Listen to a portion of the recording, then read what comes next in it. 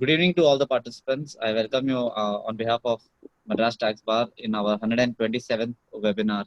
Uh, Today's webinar is going to be by Advocate Raghavan Ramapatran sir and Advocate Mr. S. Gokarnation sir.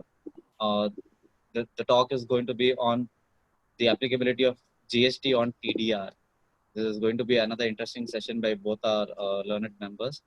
So we are looking forward to the same. And after the talk is over, we are going to have the question answer round where you can put in your queries or you can supplement to the topic. Thank you very much once again.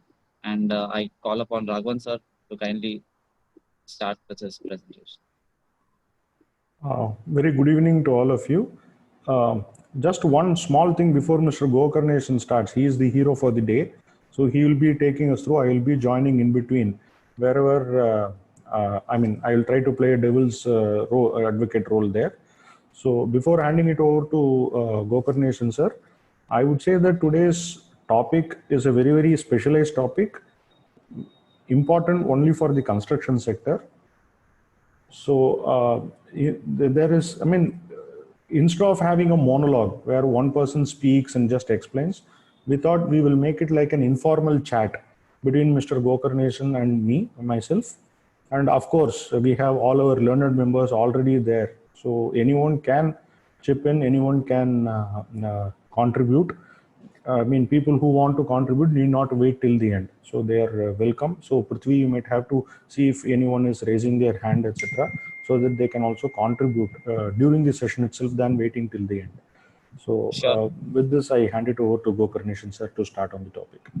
Sure, sir. So the participants, you can, if there's anything to come in between, you can raise your hand in the app or you can send a message in the chat box. I will attend to it then and then.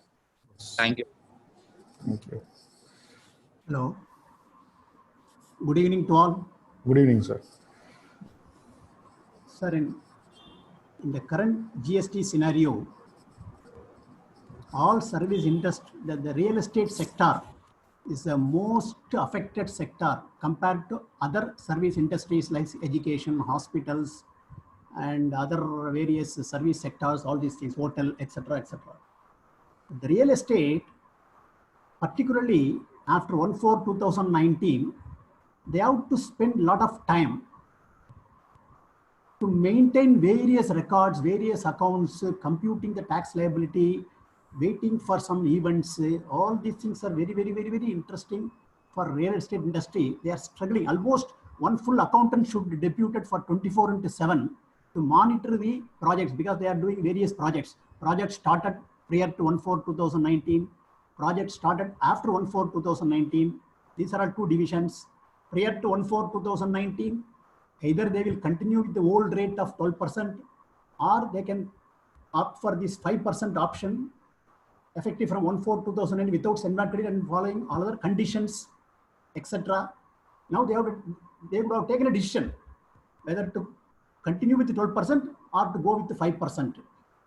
Assuming they go with the 5%, then they have to reverse the credit taken proportionately for the remaining portion of the construction.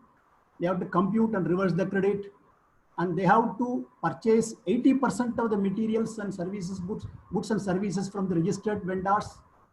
And if there is a shortfall at the year end, they have to pay under reverse charge for the shortfall value. And they have to maintain project-wise input tax credit account and other various expenses account. And once they started paying service GST, either 12% or 5%, they have to wait for the completion certificate. Once the completion certificate is issued, then they will not pay GST for the remaining unsold flats. Here again, the flats which is already sold and part payment is received after the completion certificates, still they have to pay for that flats which is sold prior to the completion certificate. And after completion certificate, there is no GST, but they have to pay the transfer of development rights GST on the TDRs by the landowner. From the landowner to the promoter is liable to pay under reverse charge. So they have to maintain various segments various divisions of accounting system to complete the compliances. Secondly, coming to the TDR, we are going to talk today about the transfer of development rights, TDR. Here, we have two types of TDR. One is transferable TDR. Suppose if a government takes land from public and against in lieu of that they issue a certificate either for the value or for the area. With that certificate, the landowner can transfer the certificate to the another builder in another area, and he can in turn get back the constructed flats for his own use or for cash, whatever it may be. So this is a transferable right because the land is given to the government. Government is giving a certificate to the landowners. This certificate is transferable. The second one is mere transfer of development right. I am having a land, 2 grounds of land. I am already residing in the land with my old building. I have entered into a joint development agreement with the builder. I allow the builder, I permit the builder after the JD is executed, I permit the builder to enter into my flat, into my land, and he start his construction after getting proper approval from the CMD authorities or other legal for complete compliance. Now, I allow him to enter into my land and do his construction activities. It takes 2 years, 3 years, whatever it may be. But for me, he has agreed to give me 2 flats. Assuming he is going to construct 12 flats in the 2 grounds of land. He used to give me 2 flats for my own use. I will reside in the 2 flats. It will take 2-3 years, whatever it may be. The remaining 10 flats, he will sell to the prospective buyers. Now here, the selling takes place either before completion certificate or after completion to be seen.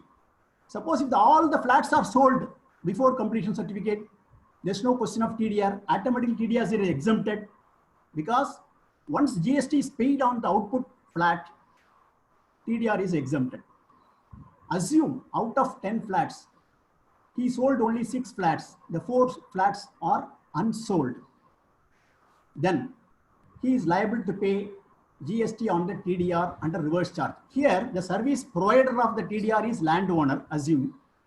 The service recipient is liable to pay under reverse charge mechanism from 1/4, the project started from 1/4/2019, not prior to that.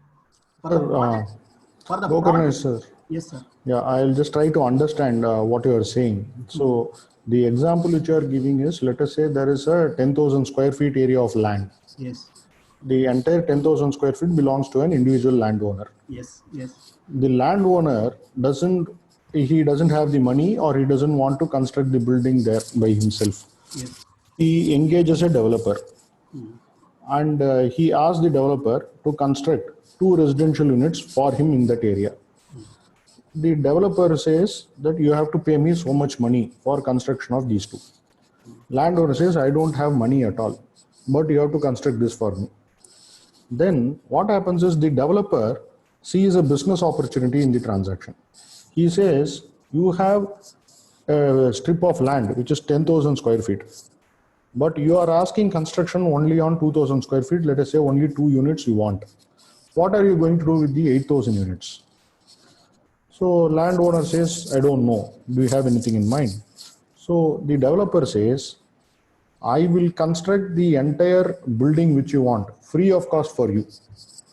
But in return, you allow me to construct on the remaining 8,000 square feet of land and give me the right to market the flats which are constructed on the remaining 8,000 square feet of land. I will find out the buyer and I will sell directly. So for construction of the building on this 2,000 square feet of land, what in return the developer gets is a right to construct and market on the remaining 8,000 square feet of land. What you are saying is the right which the landowner gives to the developer, namely the right to develop On the remaining 8,000, not on his 2,000. His 2,000 we are not concerned with. On the remaining portion of the land on which landowner does not have his building, on this remaining portion of the land, when the landowner allows the builder to build, that right which the landowner gives to the developer is called the development right. And the landowner has transferred that development right to the developer. Am I right, sir? Did I understand correctly? You are right, sir, but I am just different to the point. Here, I am not approaching the builder to build 10 flats, all these things. Okay. I have got a various lands. I want to construct two flats for me. The builder approached me. Okay, you give the land to me. I will construct. I will get permit from the authorities. I will do all construction on my cost. I will sell the remaining 8 flats. Correct. Again, in lieu of your relinquishing your UDS land for the 8 flats. That's all the dealing. Relinquishing not in the sense of ownership. Ownership still remains with the landowner. Yes. But he only permits the developer to put up his superstructure and market that. He never interfere what types of building you are going to construct, all these things. He just permit him to enter into the land to start the construction. Once the construction is over, he will sell on his own. He is not marketing here. He's selling everything. This construction done on the 8 apartments, the proportionate UDS, the landowner is in turn transfer the sale deed to the prospective buyers, either by himself or the power given to the builder. Yeah. So in fact, he still keeps the ownership in his hand. So here, whether this will be treated as a transfer of development right to attract levy of service tax. In the hands of the landowner. In the hands of the landowner. Now, to decide whether it is a supply in terms of the provisions of GST, we have to take the definition of supply. I will share my screen, sir. Yes.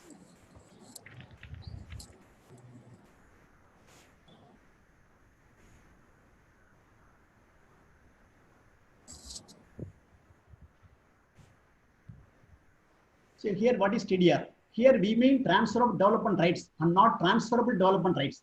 In respect of transferable development rights, there is no issue. That's a mere service. He is transferring his right to anybody else, any builder, anywhere. Suppose he got a right in Tambaram, he will sell it to somebody else in Mambalam and get this.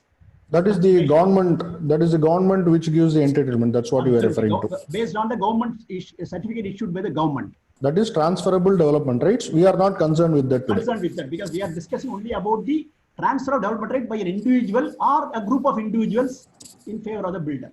Okay. Okay. Next, sir. We can go to the transfer of legal provision. See, first we have to see the definition of supplies. The supply definition includes all form of supply of goods or services or both, etc., etc. in the course of furtherance of business. So, the most relevant point here is whether this supply is in the course of furtherance of business in the hands of the service provider. Now here the service provider, forget about the liability of payment by on TDR if the recipient is not the relevant question now. Now who is a service provider? Now the GTA is providing service, whereas the tax is liable on the recipient under reverse charge. Similarly, here the service is provided by landowner. He is transferring his right, assuming, I am not saying it is not transfer of right, but assuming that it is a transfer of right. He transfer his permit entry to the builder, which is in the course of furtherance of business in the hands of the landowner. That is the main question to be answered. Now, let us go to the definition of business. Next slide, sir. See here, business includes any trade, commerce, manufacture, profession, vacation, wager, or any other similar activity, whether or not it is for a pecuniary benefit. So here, the important point is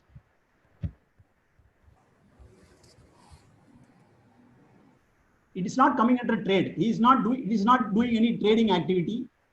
The landowner is not doing any commerce activity, any manufacture. He is not a professional. He is not doing vacation. He is not doing any adventure, wager, or any other similar activity. Now coming to the point B, any activity or transaction in connection with or incidental or ancillary to the subclass A. If subclass A is okay, then only B apply. So here, I want to emphasize, it will not come in the definition of business. This is my view, sir. You can share your views on that, sir. First, let us go to. Sir, I just want to ask you a question here. Maybe this pertinent here itself, therefore I'm asking now itself. We can see also, for sake of completion, clause C. Okay. Clause C says any activity or transaction in the nature of subclass A. So it's not independent. This clause is also dependent on A, in the nature of A, whether or not there is volume, frequency, continuity, or regularity of such transaction. In the instant case, sir, from your example, I understand the landowner is not usually into the business of real estate. I understand that. He has his own strip of land, whether he bought from his own money or ancestral property, whichever way it is, he is having land. He was enjoying all along, his family was enjoying all along. It was with him. It may be ancestral property. Property also. So he was doing it. Now what happens is, now a portion of that land, he wants to sell it in future. And before selling it, he doesn't want to sell it as such. So he engages a developer and gives a right to the developer to construct, put up a superstructure on that land. In turn, for giving this right to the developer, he earns some money. He is getting some money. If you ask me if this landowner is going to regularly do this kind of activity, my answer is also no. He is not going to. He has only this strip of land.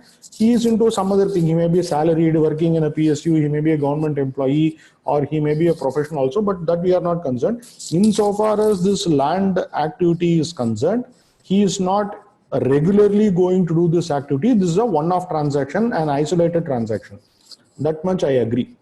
But if I read clause A read with clause C says whether or not there is volume, frequency, continuity, or regularity. So therefore, even an one-off transaction, I get an impression that it can amount to business. I agree with you, sir. I agree with you. Why not this also be treated as business? Particularly, I know that this clause is dependent on clause A. Yes. So in clause A, as you said, it won't be trade, it won't be commerce, etc. But why not it be treated as adventure or any other similar activity? Why not this also be treated in line with that? And even an isolated transaction, why can't it be called a business?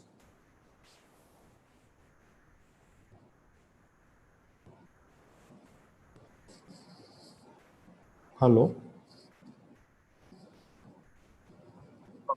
Are you able to? Gokarnesan, sir, we are unable to see you or hear you. Yes. Hello. Yes, sir. Am I audible? Okay. Yes. Now, this activity of one-time activity done by the landowner cannot be termed as an adventure, because the adventure here is, suppose if I buy a land, suppose tomorrow airport is coming near Sri Perumbudur. I am buying some 100 acres of land near Sri Perumbudur with a view to sell this at a future date to claim a lot of profit on that, knowingly that airport is going to come. So there is an intention of business in the hands of that person who purchased the land, and in turn who sell or give it to the constructor, all these things. Here, it is his own property. He does not have any adventure activity to fit into the definition, to bring into the definition of the business. So even C is subject to A. When A is absent in my case, C is also not relevant. If the activity is business at one time I am doing, it's okay. Suppose in the case of a person purchased land in Sri Perumbudur, anticipating a lot of profit with the business mind, then the C will automatically attract. So basically, sir, as I gather from what you are saying that intention is important. Yes. So if we have to see why this land is held by that person, Yes. if this land is held by the person with an intention to make future profits, Yes. expecting some appreciation in the land, etc., Yes. and he has been holding this land only to sell it in future, not to enjoy it as a resident or any other means. So you are saying in that case, if someone is holding the land only to make a profit out of it as an investment, then it may become an adventure, and this activity may amount to something in the nature of adventure.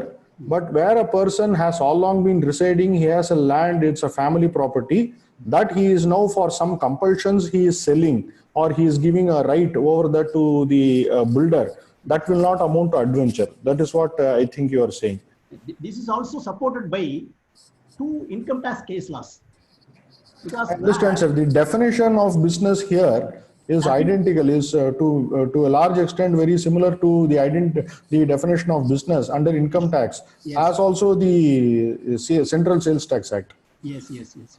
Here, in the case So of Vishwanathan sir wants to come. Vishwanathan sir? yes, Yes, sir. sir. But where is the tax law permitting you to go into the intention of holding a property or anything? Once you make a No. sale, it's a commercial activity. No.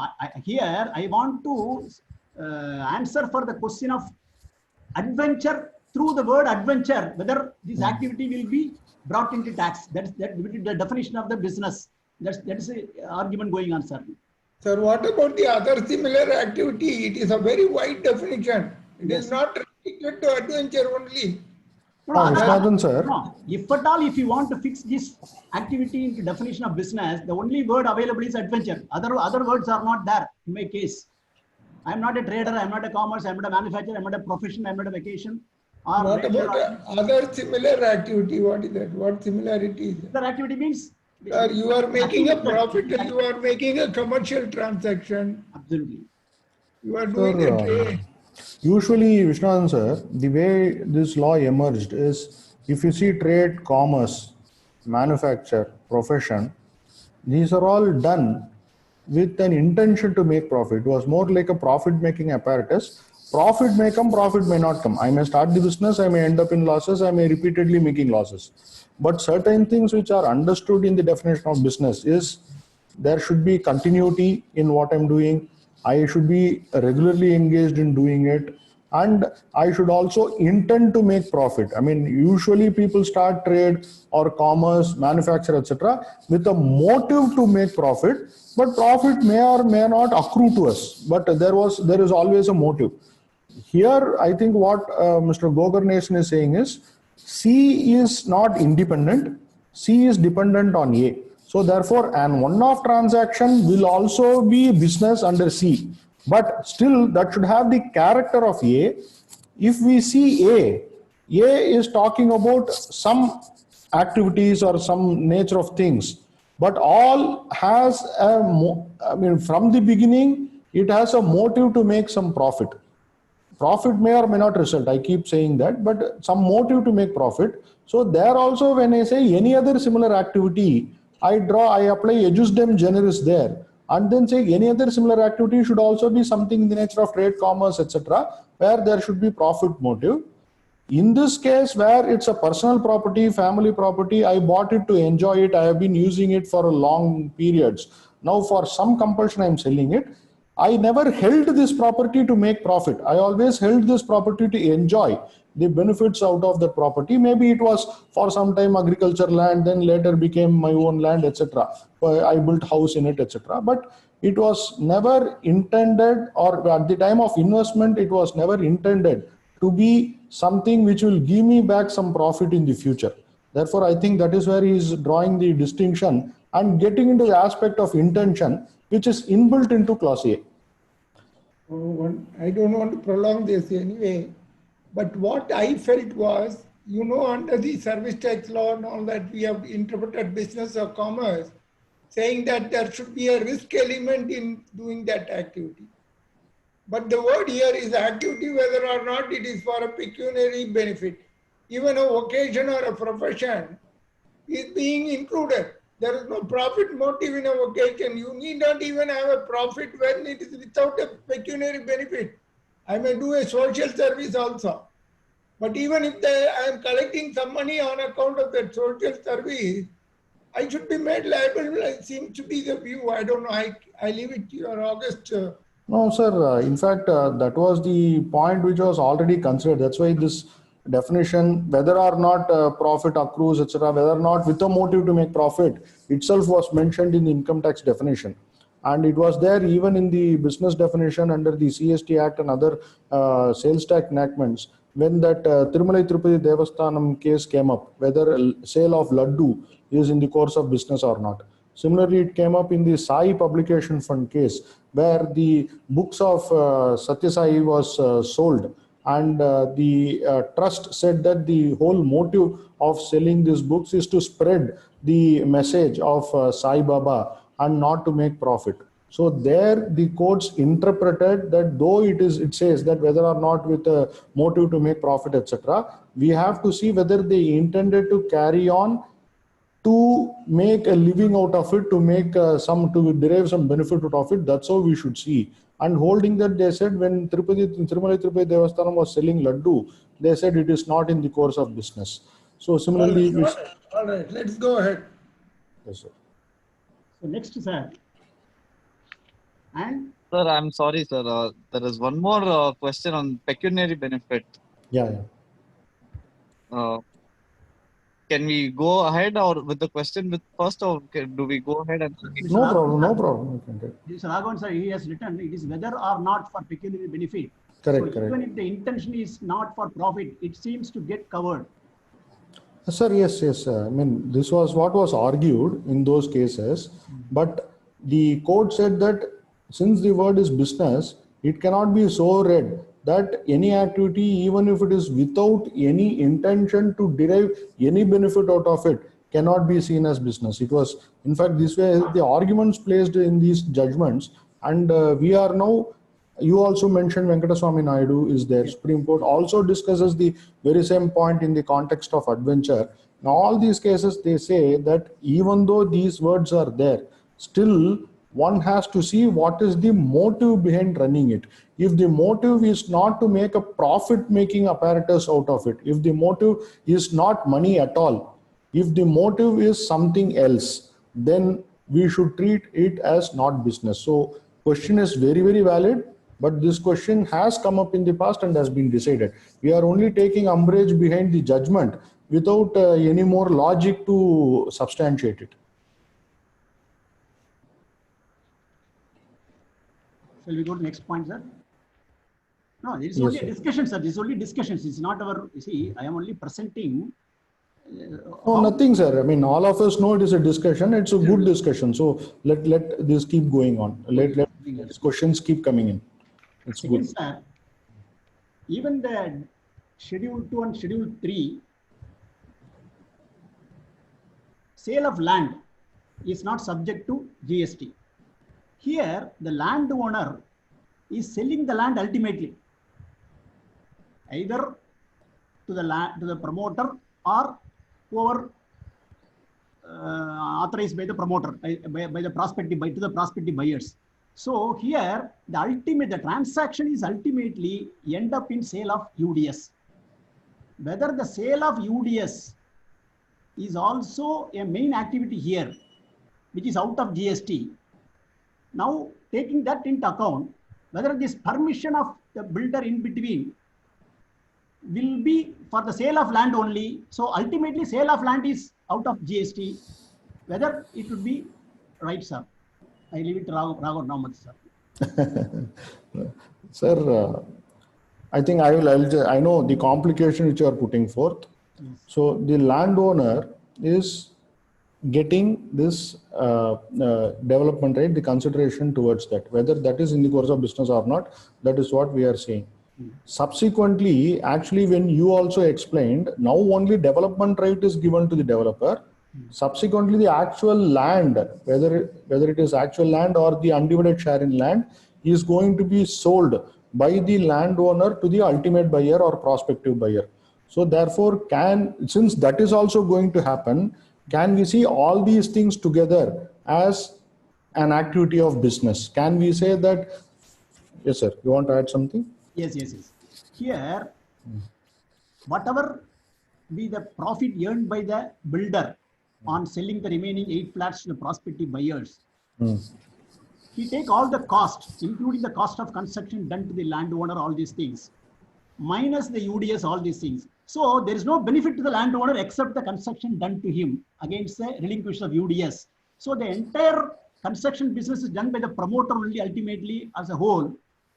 The landowner is benefited only by way of getting 2 flats against the land relinquished by him by way of sale deed. So taking this into consideration, will it be considered as a sale of land? For the purpose of sale of land only, he want to consider, I allow him to enter. Can we take a stand like this? It's an additional stand. Yes. Our purpose is. So what do we achieve, sir? Even if it is seen as sale of land, what do we achieve? There is no question of GST on sale of land. That is because of Schedule 3. Schedule 3. The reason why you are saying is sale of land is not treated as supply of goods or supply of services. Yes, yes. Sir. Right.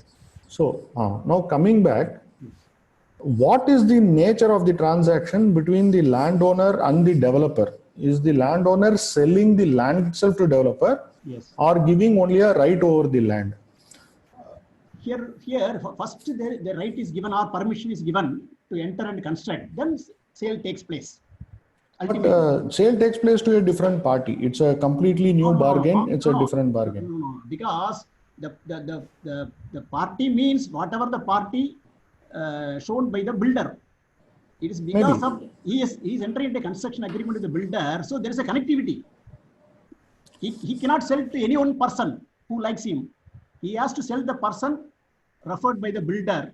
That's a condition of the contract, isn't it, sir? Absolutely. That's only a condition of the contract. Absolutely.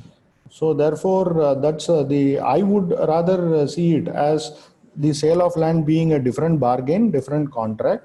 So I see this transfer of development right as a separate transaction, sale of land as a separate transaction, and transfer of development right is not equal to sale of land.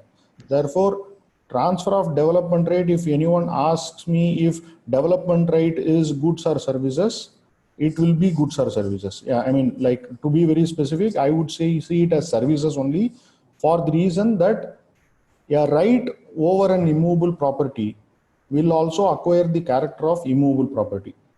A right over a movable property will also have the character of a movable property.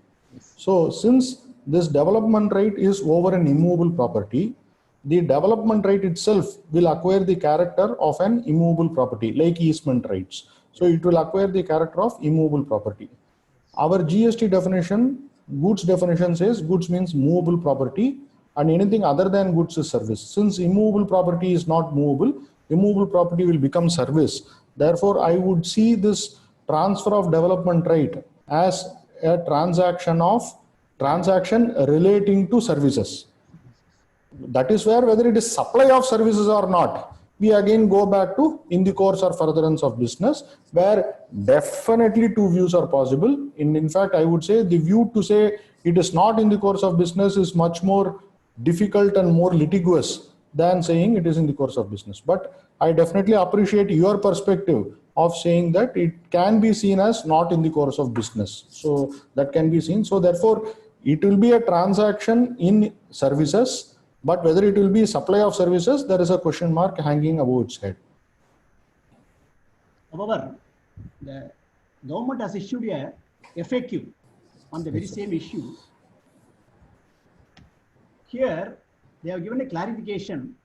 It is a service. They simply put the definition here without expressing how it will be a business. They say simply it is business. So it is liable for GST. They have given it. It is only it is a fact based on which only department demands GST from the promoters under reverse charge. It is only for information. Already department decides to demand duty, and we have to contest the same. That's the only issue, sir. Yes, sir. Please proceed. To counter these services, this circular fact here, we can go to the next slide, sir. Here, there is a press release by CBSE on 13/7/2017, clarified that sale of old gold by an individual is not a supply, as it is not in the course of his business. Relevant extract is below. No, it is for the clarification on goods, not on services. But however, The same logic can be extended to transfer of development rights by the landowner also. This is one of the questions. Even though the sale of old gold by an individual is for a consideration, it cannot be said to be in the course of furtherance of his business, as selling old gold jewelry is not the business of the said individual and hence does not qualify to be a supply per se. So why not we apply the logic here in the case of the landowner? In fact, this is where I invite our JK sir and Mr. Ravi Bura also, because when they ask this question, it's a very, very important question which they asked. I mean, they're all stalwarts by themselves, so they know the answer. But the reason why they asked is whether or not for a pecuniary benefit takes away the motive aspect, etc. That's what our Vishnu sir also said. Now, having said that, now if we read this circular, we ourselves feel how the board arrived at this conclusion. Vishnadhan sir, see this situation. I'm a person, I have my personal jewelry.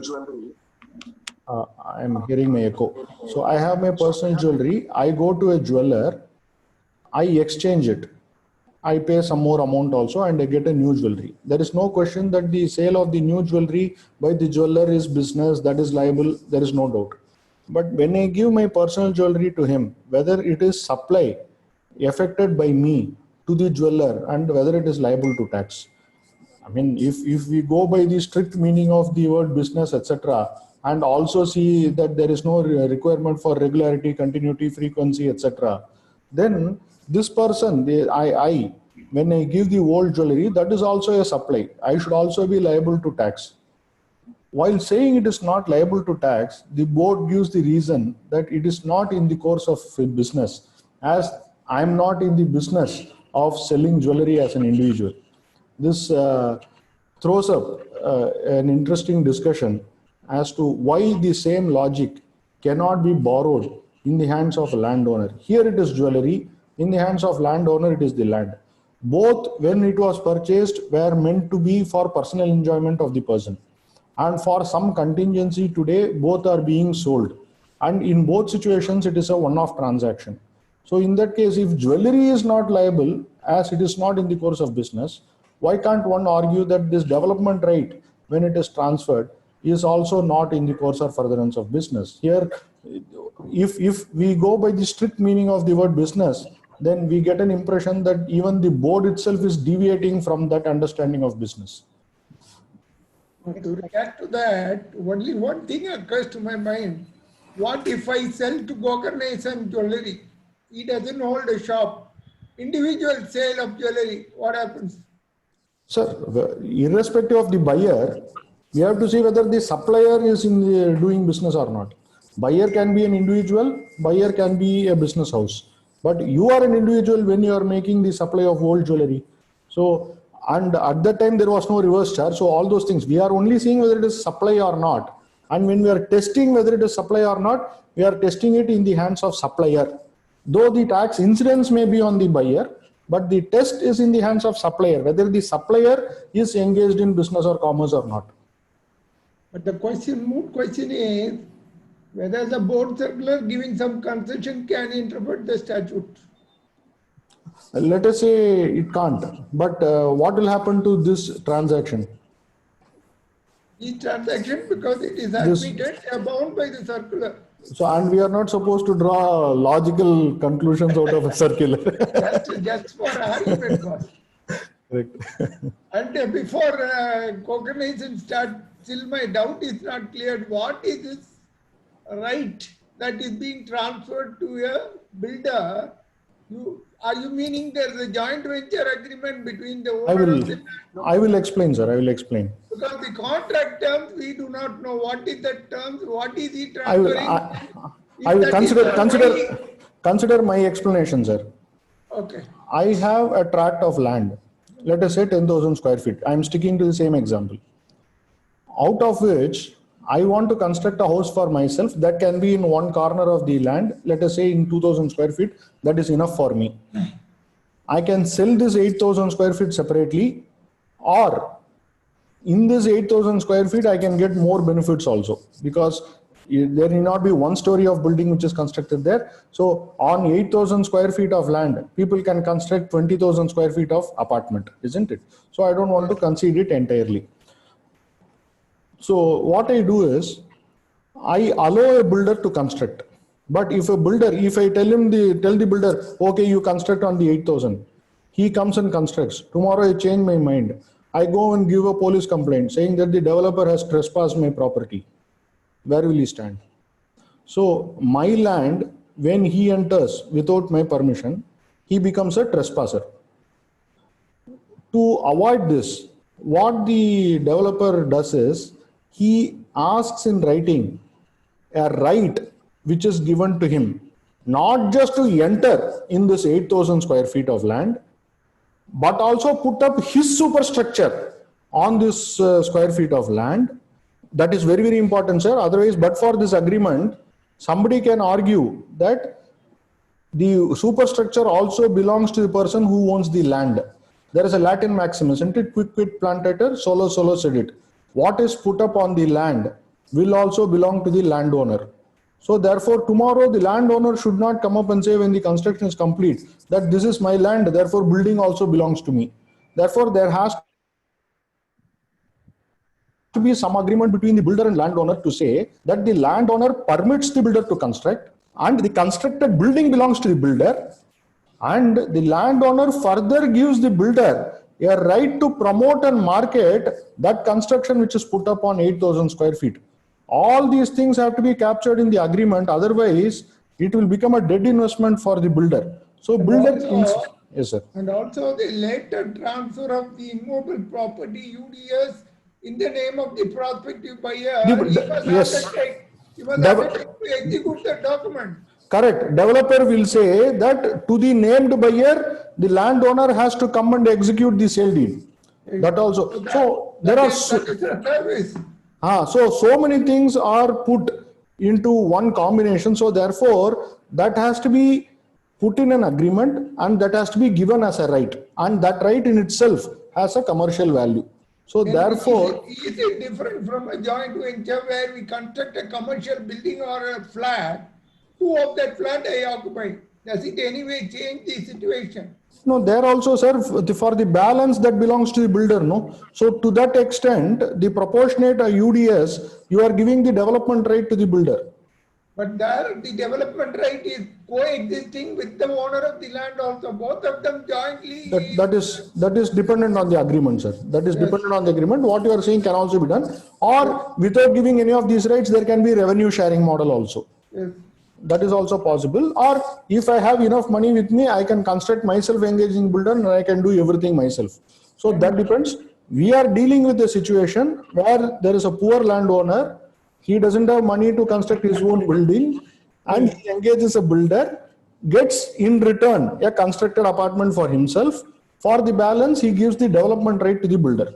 Yes, there is also one more thing we have to note. There is a difference between Maharashtra and Madras, where Maharashtra we don't transfer the right of the land. There is no registration fees and all that. It is a society created. Correct. Some shares are allotted.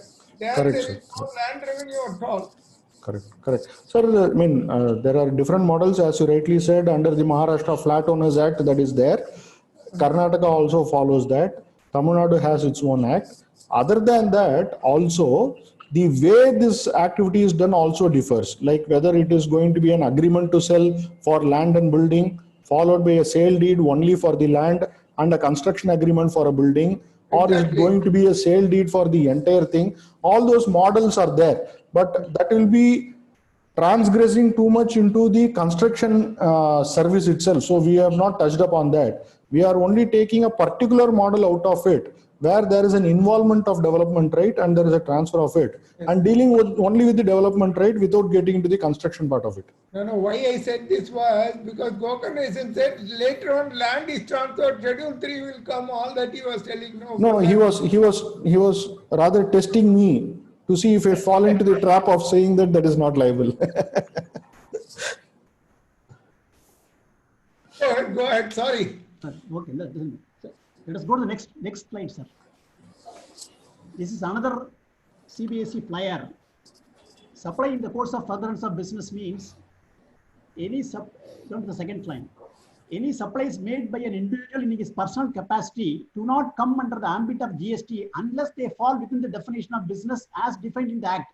That's what we are discussing now. This is also accepted by the department also. Yes. Go to the next slide. Yes, sir. Then further, hello, yes, previous slide, sir. CBSE flyer number 3, yes. Here, sale of goods or services, even as a vacation, is a supply under GST. Therefore, even if a famous politician paints paintings for charity and sells the paintings, even as a one-time occurrence, the sale would constitute supply. This is what they are telling. They say the sale of old good jewelry by an individual to jeweler will not constitute supply, as the same cannot be said to be in the course of other businesses. See, here there's a two different scenarios. One is gold jewelry, there's no business. Here, a politician paints paintings for charity and sells one paintings, even as one-time occurrence, the sale would constitute supply. The board is having two different scenario here, sir. Can you clarify on these points, why this difference? No, sir, I think here again we are going back to the same thing as why did the politician paint it? I mean, if it is with an intention to sell it, if it is not to have it for herself or himself, and it is with an intention to sell it always, then I'm not giving my view, but I'm only reconciling the different views which are already floating around with the board itself. So therefore, the only distinction I can make between the jeweler circular and this flyer is, in a painting example, it seems the painting is done only with the intention of selling it and raising money for whatever activities. But in the jeweler example, the jewelry was not procured with the intention of selling it and gaining the difference in the appreciation, etc. That was maintained as a personal heirloom or whatever, and they were forced to sell for some reason today. But painting is not any forcing to sell. The painting is done with an intention to market it, if it had any. So therefore, the difference, if I am to reconcile, if I have to make both the CBSE views in line with the provisions, then the only way, to my knowledge, I can do it is to say that the motive is what is again coming out. Next slide, sir.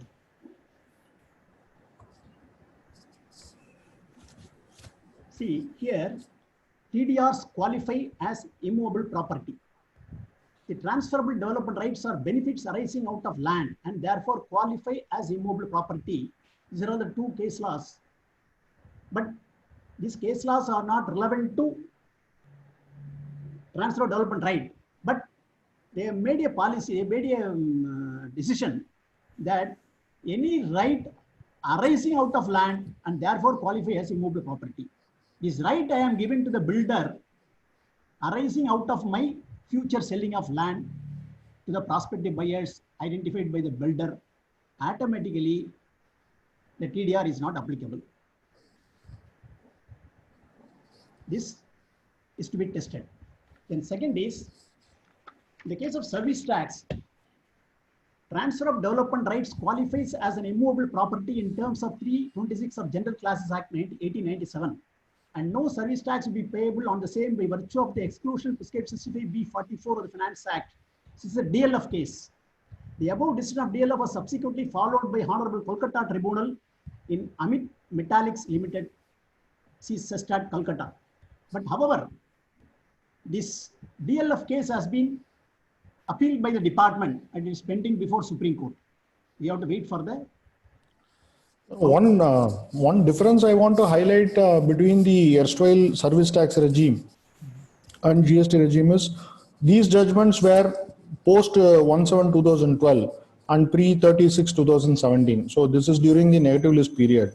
And we all know that during the negative list regime, the definition of service under 65B44 excluded immovable property as such, the transfer of title in immovable property.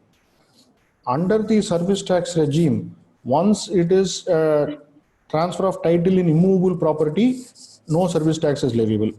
But under GST regime, GST is not leviable only if it is a transfer of title in land. So it doesn't encompass all immovable property. GST gives if I can loosely call it as an exemption, GST gives an exemption only to transfer of land. It doesn't give any exemption to transfer of any kind of immovable property. So therefore, under service tax, it was sufficient if I am able to show that the development right is immovable property. So therefore, here, as we said earlier also, since development right is a right over land, which is an immovable property, that right also acquires the nature of immovable property. So that is what is now affirmed. That view is what is affirmed in DLF Limited. So to this extent, to my mind, this judgment is right insofar as the service tax regime is concerned, but the ratio of this judgment cannot be extended or taken into GST because DLF is not saying that development right is land. DLF is only saying development right is immovable property. That is not sufficient for GST. So development right is immovable property but not land. Therefore, it can be treated as liable. But again, the only thing that remains is whether it is a supply or not. Thank you, sir. There are certain advanced rulings which are all in favor of the department. As usual, they have taken the business definition, everything, and it is liable for GST. And we don't go deep into that because they have referred only the business definition and the supply definition, and they confirm the demand. Yeah. And this one, I think this is a Mumbai AAR. This is also on the TDR, that is the government TDR, which you are talking about, transferable development rate, and not on transfer of development rate. So Vilas Chand Chandanmal is not directly on the point which we are talking about. But Patrick Bernandes is on that point. This is a Karnataka AAR. The applicant, a landowner, entered into an agreement with the builders, developers for joint development and promotion residential commercial building. Whether the applicant, being the landowner, is liable to pay GST on premises allotted to him, which he intends to distribute among his family members. The applicant, being the person who has supplied development rights to a developer in respect of his land, is liable to registration and payment of tax. The applicant is a supplier of taxable security by way of transfer of undivided share of land, and hence he is liable to register himself and discharge service tax. The question is affirmative. So this is also not helpful to us. It is in favor of the department only, sir. Yes, and the aspect of business or the CBEC circular, etc., were all not at least discussed. Yes. Maybe argued, but not discussed in this AAR. Now coming to the assume, we have so far discussing about the definition in which TDR will fit or not. Assume TDR is subject to GST. Assume. Then we will come to the rate. No, it can, Gokarna sir, it can also apply to a person who is in the business of just selling development rates. That's okay. He can own vast tracts of land and he can be regularly selling with a profit motive. Absolutely. Today's discussion is, as you rightly said, single owner, poor fellow who has got land, all these things. Anyway, this notification, see now, the TDR prior to 1/4/2019, because landowner is a service provider here, prior to 1/4/2019, landowner is liable to pay GST on the transfer of development rights service. But from 1/4/2019, it has been shifted to the recipient builder on reverse charge mechanism.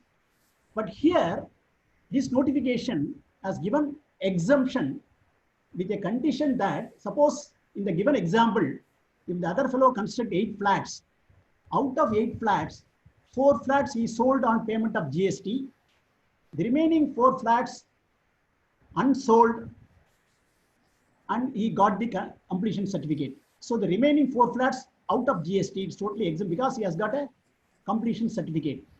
Here, the condition here is the TDR is liable to pay only for the unsold flats.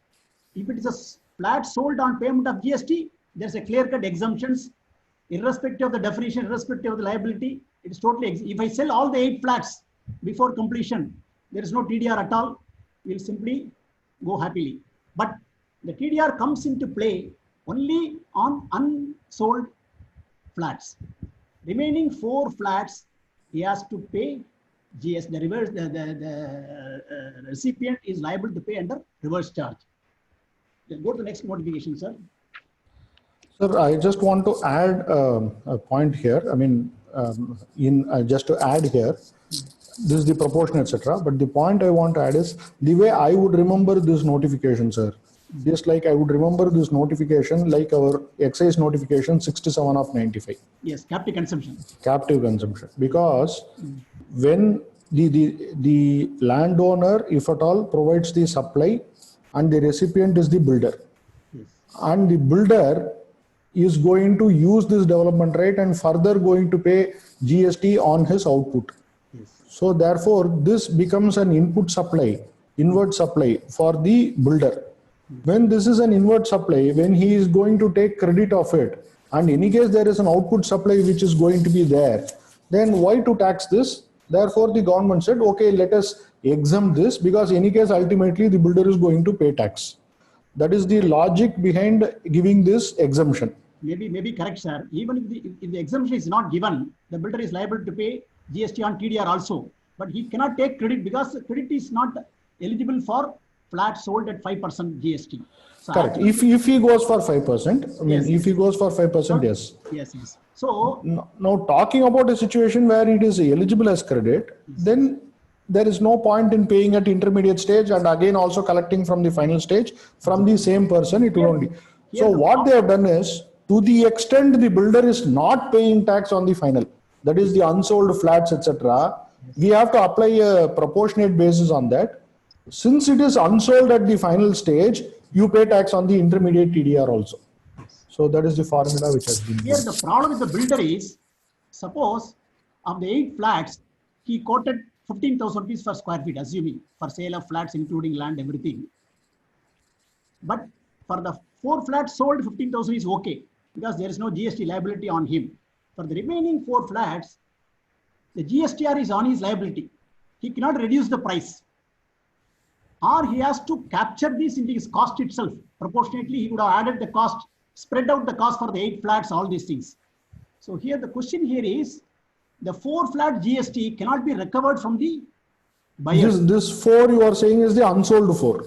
Unsold 4, I'm telling you. Suppose if the unsold portion is sold subsequent to the completion certificate received, then what will happen is, he cannot increase the price. He will not pay GST, he will not collect GST from the customer. No, the later buyers are unlucky. Unlucky. The problem here is the builder, I'm telling you, the builder is overloaded by the cost of the GST paid on the TDR for the remaining 4 flats. This is my... If the builder is unable to pass on this additional GST cost to the buyer, then it hits his margin. No, that's why unable to pass on means he has to increase the price. Correct. He has to increase the price. In today's scenario, and suppose if you want to buy the 1 flat, he will go and refer the other fellow. What is your price? He said 15,000 per square feet, sir. Then why are you quoting me 15,500? Then I have to explain to him everything. So there, the problem of the builder is like that. The problem faced by the real estate industry is they have to maintain proper accounts. They have to compute the TDR liability now. The computation of TDR value is another cumbersome procedures. We can go to the next slide, sir.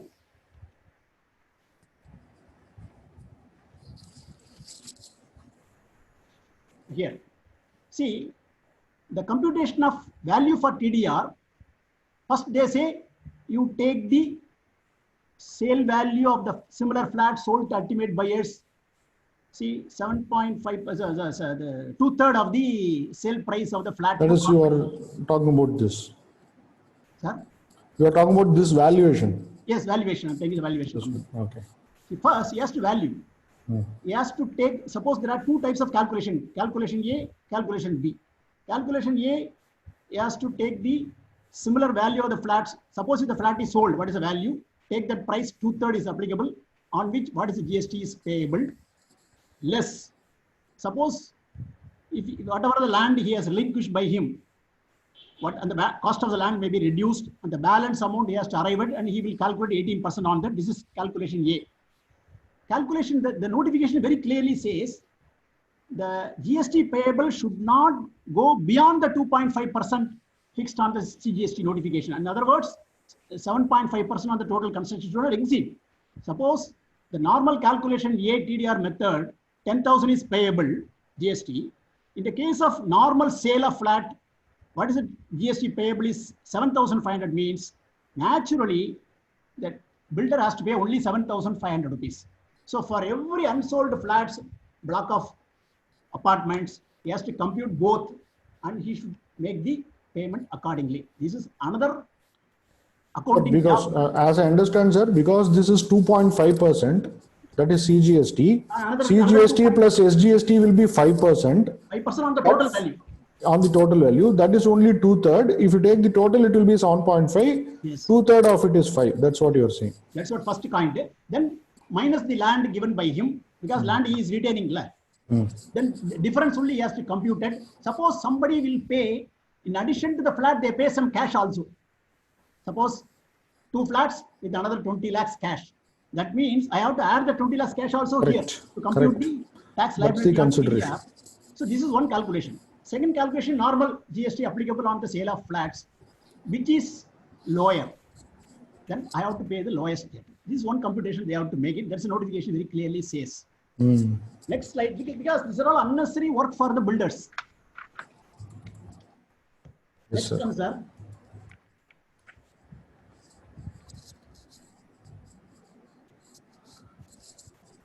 Here, this is a place of supply, isn't it, sir? Time of supply. Time of supply, sorry, time of supply. See, notification 4 of 2019, 29.3. The liability to pay central tax is a portion of the development rights calculated as above shall arise on the date of completion of first occupation of the project, as the case may be, whichever is earlier. That means completion certificate or the first occupation, whichever is earlier, you have to compute that. That's a time of supply and you have to pay accordingly. Yes. This is only in 2019. We have to Yes. just keep that in mind. Prior to that, suppose there is another problem here is, prior to 1/4/2019, the board has clarified the promoter is liable to pay only from the project started after 1/4/2019. If the project started in 2016-17 and completion certificate received in 2019 means the landowner is liable to pay, not the builder. There is no reverse charge for the builder. But the landowner, again, definitely his consideration will be much more than the exemption limit. Maybe 20 lakhs or what today is 40 lakhs, whatever it may be. Definitely one flat costs more than 1 crore or 80 lakhs. So definitely he's out of the exemption limit. Then what will happen is that every landowner has to register himself and pay the tax. But is it possible for everywhere? Suppose if 1,000 projects are going across the country, 1,000 landowners have to register themselves and to pay the tax on the TDR. But this fellow cannot take credit also, the builder, because he is paying only 5% here. He cannot take the credit also. But whether the builder will reimburse the GST to the landowner, that's a question. Everything is total project. I give you 2 flats to you. That's all, everything included there. Then the GST will be borne by the landowner itself. So these are all the impractical issues. The department has to go for every project. They have to take landowner's name. There may be a joint landowners, father, mother, brother, sister. 5 people will be there. Each will have 1 flat. Each flat in a project. So what will happen? 5 different landowners. They have to calculate proportionately and they have to pay the TDR if the project started before 1/4/2019. What about, will they be assessed as association of persons, sir? No, sir. Because under the GST Act, person definition includes association of persons. Association here is, there is no association here. They are only joint, that's all. There is no association. There is no, because each flat will be individually owned by him. When the building is transferred to it will be in his name, not on the other's name. So it cannot be associated persons, but individually he has to pay. Whatever it is, even if it is associate person, they will pay collectively. So how the department is going to get the GST from the landowners? It's a question. Yes. I'll move on to the next slide, sir. Yes. The next topic, we have only issued, finished 1 issue Yes, out of 3 issues, but of course the next 2 issues are very, very simple. The At value least already value is already discussed, and you have also explained who is liable to pay tax. We have said already that it is on reverse charge basis. Yes, So yes. you can give a quick skip to issue 2 3, sir. and go to issue 3.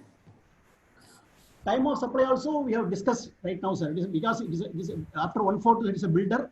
Prior to 1/4/2019, it is the landowner, and the time of supply differ, because earlier, in the beginning 2000, prior to 2018, they say as soon as the agreement is entered, the time of supply starts. As soon as the agreement is entered and possession is given to the builder, the Agreement to transfer the development rate. rights, development right. Absolutely, on the same day, the landowner has to pay the GST liability on the TDR valuation. So this is the earlier scenario. Now it has been changed. Either the first occupation after completion of the project or get the completion certificate, that day is fixed.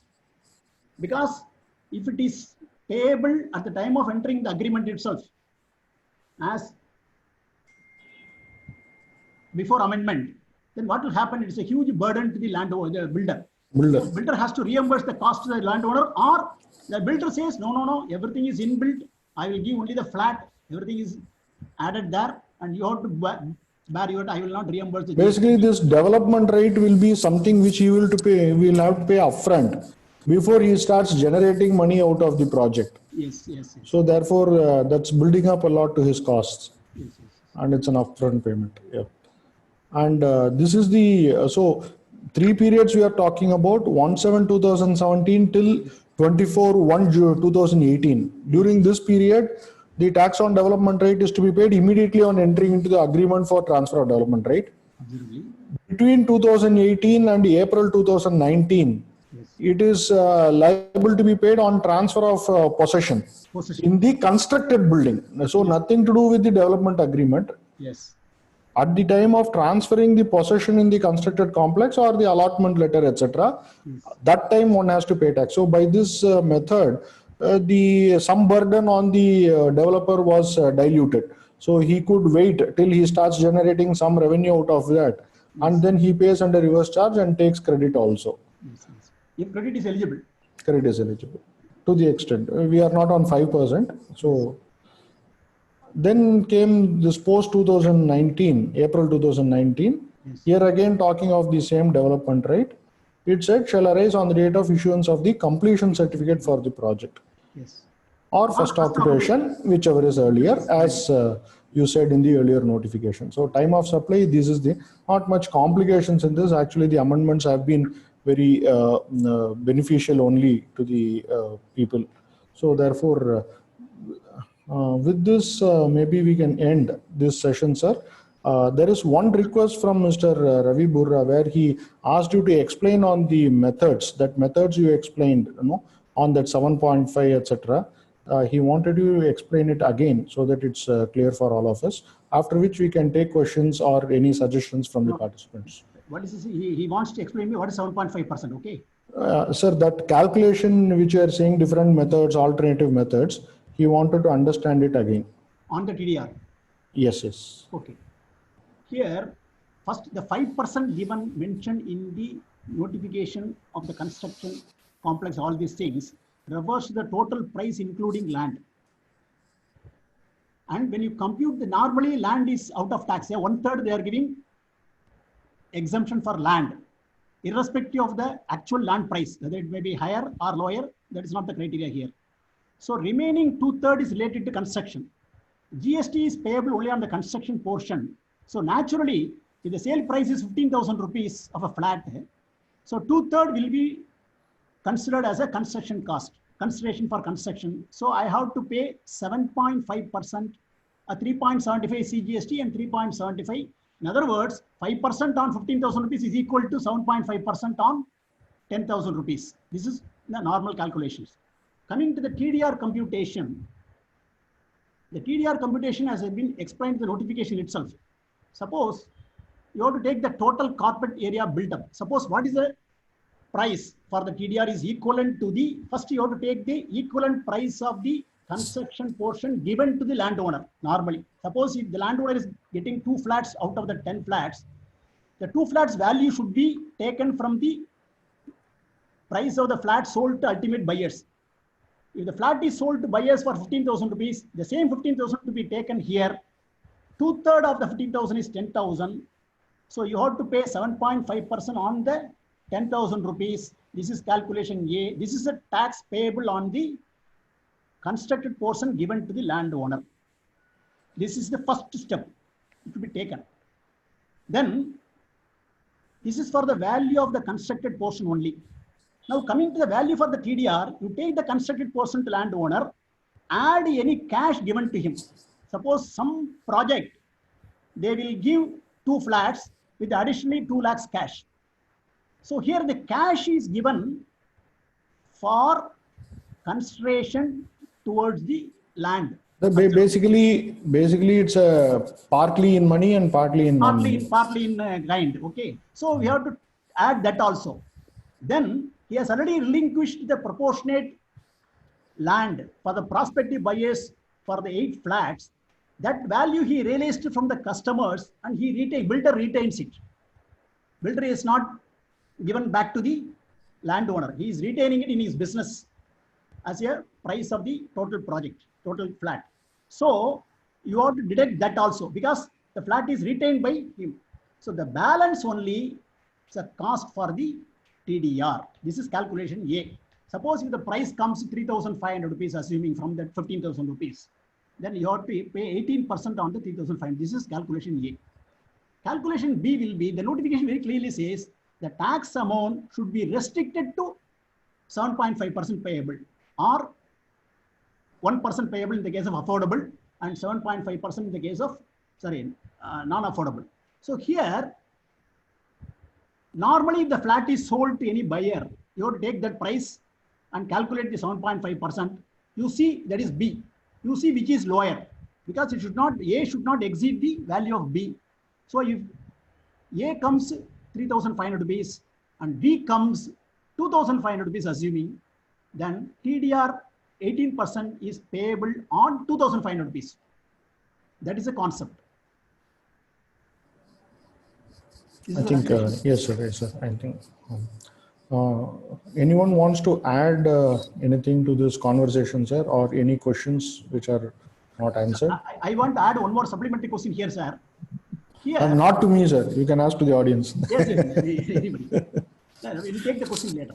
See, the question is, the next point is, I want to add, because though it is not related to the today's subject of TDR, interest. This interest is everywhere. If there is a delay, default in payment, there is a delay, whatever it may be. Everywhere other than fixed deposit, sir. We are not getting much interest at all there. Interest at all. You are liable to pay interest also. Now, when you take the interest computation,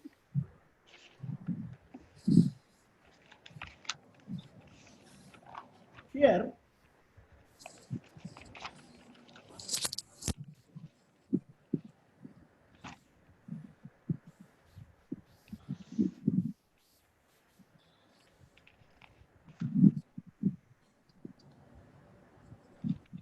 the section 50 says very clearly the interest should be payable from the due date on which the tax is payable, assuming for the default in payment.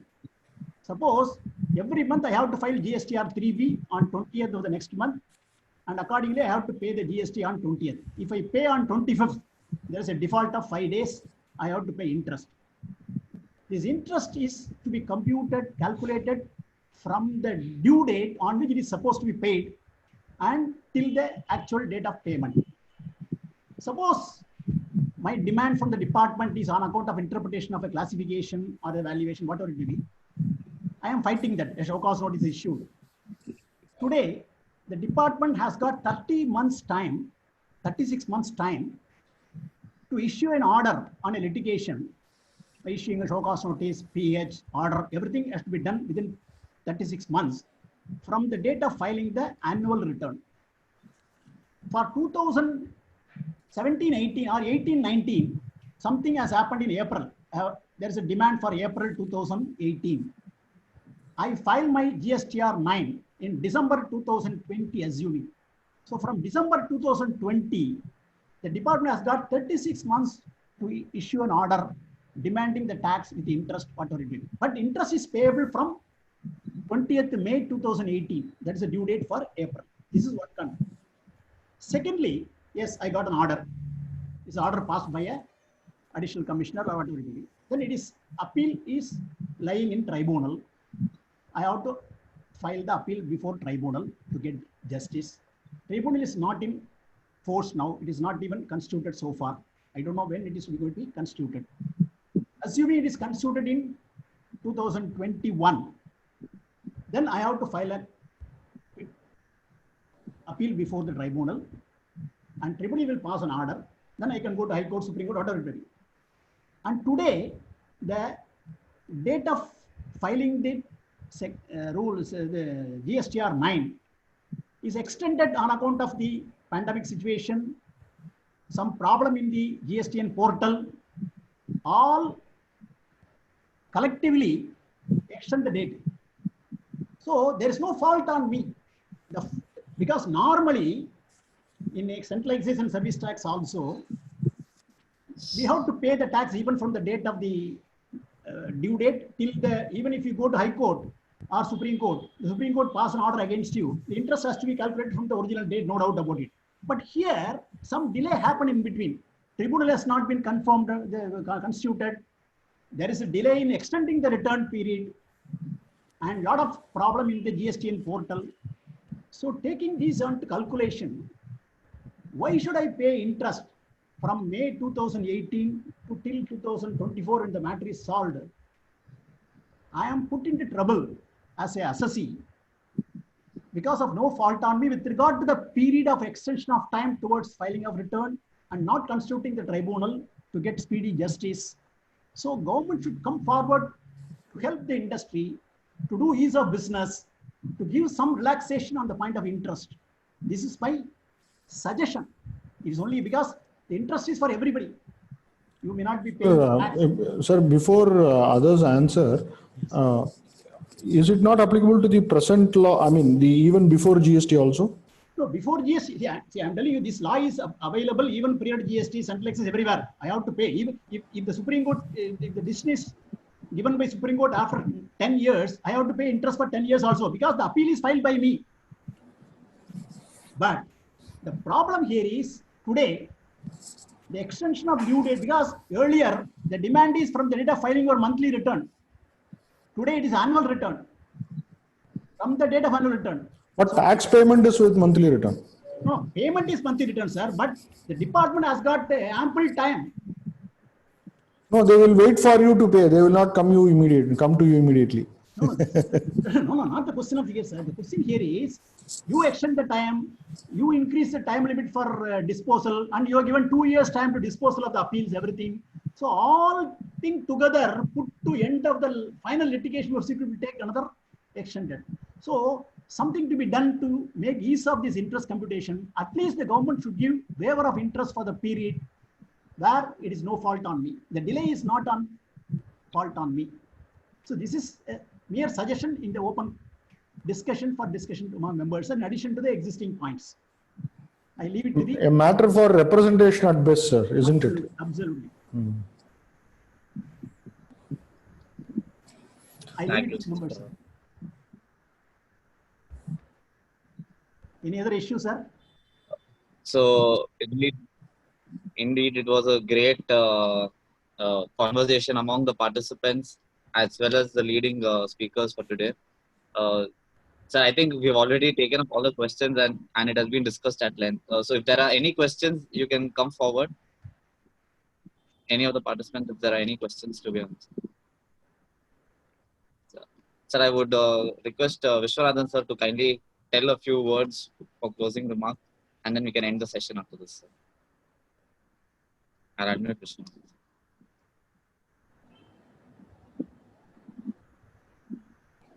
Prithvi, you suddenly put me on to all this work without telling me in advance. Sir, anyway. sir, I think I'm sorry, sir, 1 minute. We'll just keep you on hold for 2 minutes. Swaminathan sir wants to come in.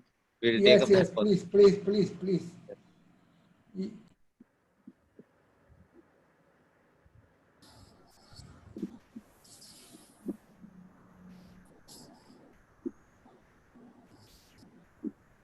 Yes, sir, Swaminathan sir. Good evening. Swaminathan sir.